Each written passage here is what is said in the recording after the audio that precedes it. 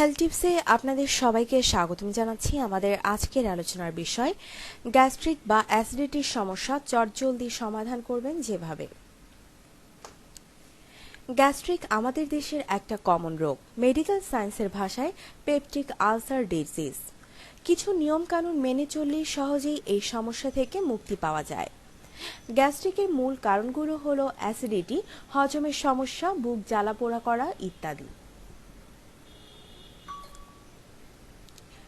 যদি দীর্ঘদিন পেপটিক আলসারের চিকিৎসা না করেন তাহলে পরিপাকতন্ত্র ক্রমাগত রক্তপাত হবে, ফলশ্রুতিতে অ্যানিমিয়ায় আক্রান্ত হবেন।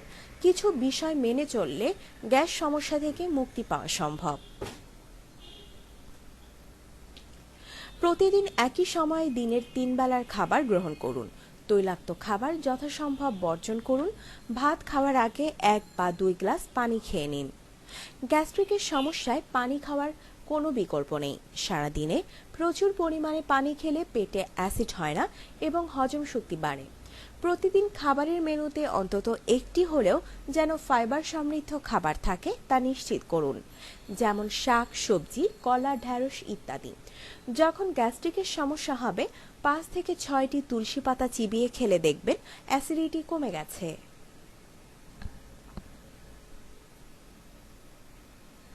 2টি লং মুখে নিয়ে চিবাতে থাকুন যেন রসটা আপনার ভেতরে যায়, দেখবেন অ্যাসিডিটি দূর হয়ে গেছে। যখন বুক জ্বালাপোড়া করবে সাথে সাথে 1 টুকরো গুড় মুখে নিয়ে রাখুন যতক্ষণ না সম্পূর্ণ গলে যায়, তবে ডায়াবেটিস রোগীদের ক্ষেত্রে এটি নিষিদ্ধ। প্রতিদিন পুদিনা পাতার রস বা পাতা চিবিয়ে খেলে অ্যাসিডিটি ও বদহজম থেকে দূরে থাকতে পারবেন। বাসি খাবার খেলেও গ্যাস্ট্রিক হতে পারে, তাই বাসি খাবার খাবেন না। মধু গ্যাস্ট্রিক সারাতে সাহায্য করে। ডাবের পানি খেলে হজম ক্ষমতা বাড়ে এবং সব খাবার সহজেই হজম হয়ে যায়। এছাড়াও গ্যাসের সমস্যা থেকেও মুক্তি পাওয়া যায় নিয়মিত ডাবের পানি খেলে।